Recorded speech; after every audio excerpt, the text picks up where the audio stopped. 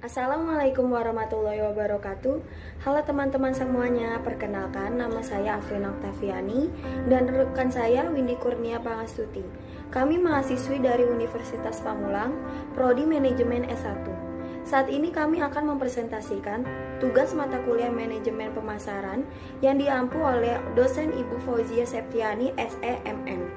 Tentang hasil menganalisis kami terkait kepailitan maskapai Batavia Air.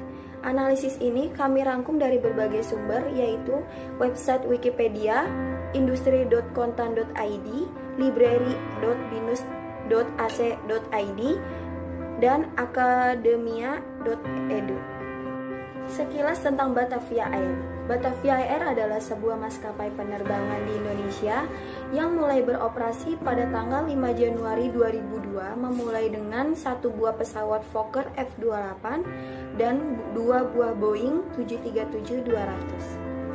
Pada tahun 2006, Batavia Air adalah perusahaan penerbangan nasional pertama yang mengoperasikan pesawat Airbus A319 sejak Januari 2006. Batavia Air ini mengoperasikan lebih dari 150 penerbangan setiap harinya dan melayani 29 kota tujuan di Indonesia serta Guangzhou, Cina, dan Kuching, Malaysia. Trust Us to Fly telah menjadi slogan yang menginspirasi pilot, pramugari, dan tenaga-tenaga profesional Batavia Air dalam memberikan pelayanan terbaik bagi pelanggannya. Kepribadian, etos kerja, dan semangat pelayanan juga dimasukkan di sini. Pada tanggal 5 Juli 2010, Uni Eropa mensahkan bahwa Batavia Air telah memenuhi syarat keselamatan penerbangan untuk diperbolehkan terbang ke wilayah Eropa. Ribuan penumpang di berbagai daerah terlantar akibat pailitnya maskapai penerbangan Batavia. Sementara Batavia Air seolah lepas tangan. Sejumlah loket penjualan Batavia Air tutup dan tidak ada penggantian tiket yang telah terlanjur dibeli. Kalau mereka tahu penerbangan udah nggak ada, jangan jual tiket. Kan itu, memang udah binatang namanya kalau kayak gitu. Saya ramai dan terus terang aja walaupun saya tinggal di Jawa. Ratusan calon penumpang tak kuasa menahan emosi saat mengetahui pesawat mereka gagal terbang. Sementara tak ada satupun petugas di kantor Batavia Air. Direktur Bandara Adi Sucipto Yogyakarta, Agus Andrianto menyesalkan sikap manajemen Batavia Air. Pihaknya hanya bisa berjaga-jaga, jangan sampai penumpang Batavia yang gagal terbang mengamuk dan anarkis. Ratusan penumpang tampak mengantri di sejumlah loket penjualan tiket Batavia Air di Bandara Soekarno-Hatta, Tangerang, Banten.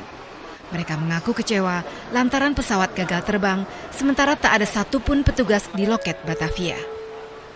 Sesuai jadwal, pesawat Batavia yang berkapasitas 180 orang ini dijadwalkan lepas landas dari Bandara Soekarno-Hatta sekitar pukul 8.45 pagi tadi.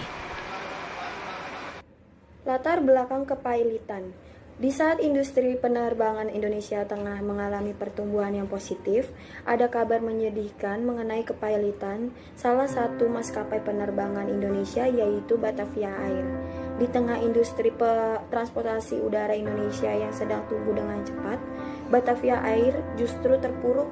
Pasalnya, maskapai penerbangan ini dinyatakan pailit oleh Pengadilan Niaga Jakarta Pusat atas permohonan salah satu kreditur Batavia Air, yaitu International Lease Finance Corporation atau ILVC.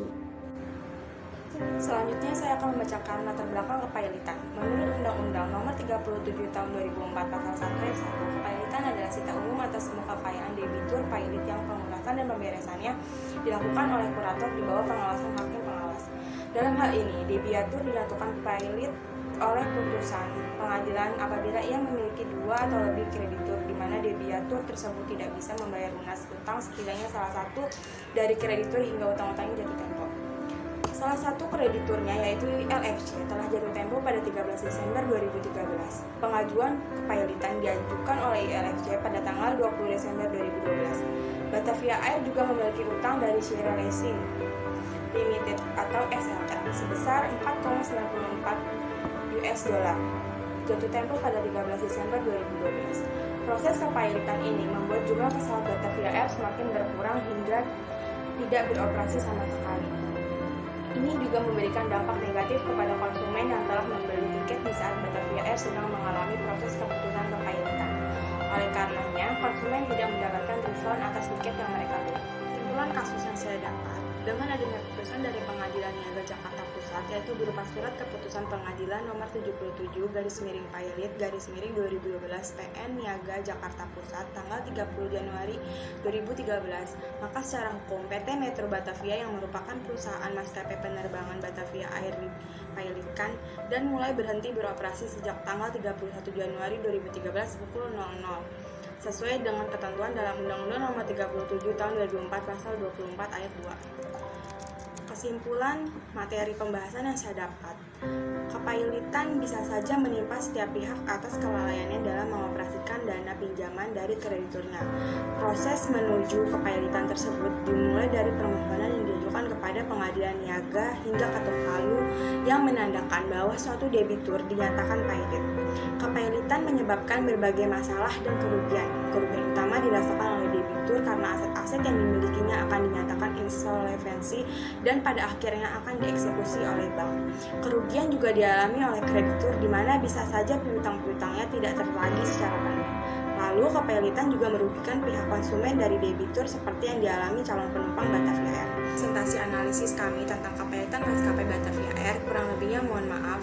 Terima kasih. Wassalamualaikum warahmatullahi wabarakatuh.